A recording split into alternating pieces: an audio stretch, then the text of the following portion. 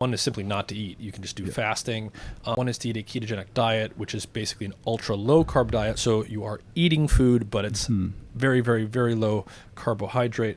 That puts your body into ketosis. For those who don't understand, we've covered this before. You've been on the podcast. Let's just briefly, for those who might be hearing about this stuff for the first time, define what ketosis is. And then I want to talk a little bit more about ketogenic diet and fatty acid stuff. Okay. Yeah. Ketosis is a physiological state that's defined by an objective biomarker that you can measure in the blood. For example, blood levels of beta hydroxybutyrate, when it gets above 0.5 millimolar, that is the clinical state of ketosis. It is pretty rare for anyone to actually have a blood level of 0.5 millimolar or even, up to 1 millimolar without some form of restriction.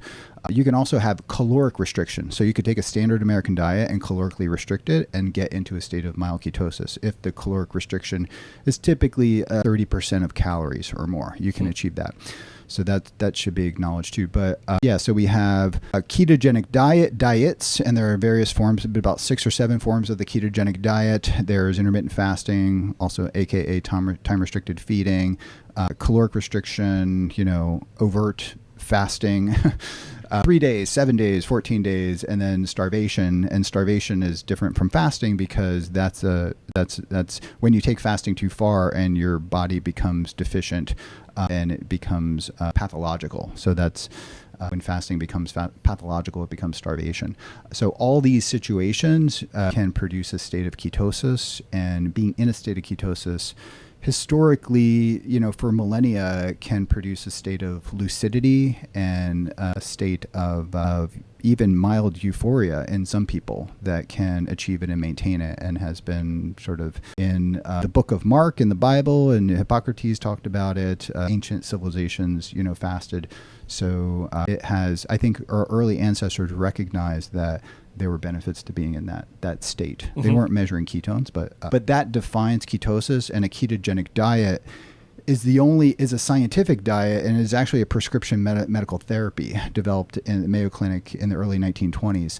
And that diet is the only diet defined by an objective biomarker. And we can titrate the diet or the macronutrient composition of the diet to be in a higher or lower state of ketosis. And we can tailor that to the individual based on the total amount of calories and the macronutrient profile. So basically, this is a diet that has an objective biomarker that can be used to define it.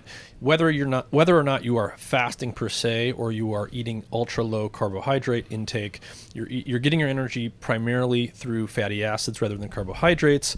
And so you get an elevation in its ketone body called BHB, or beta hydroxybutyrate. And so that's the marker that allows us to measure whether or not someone is in ketosis.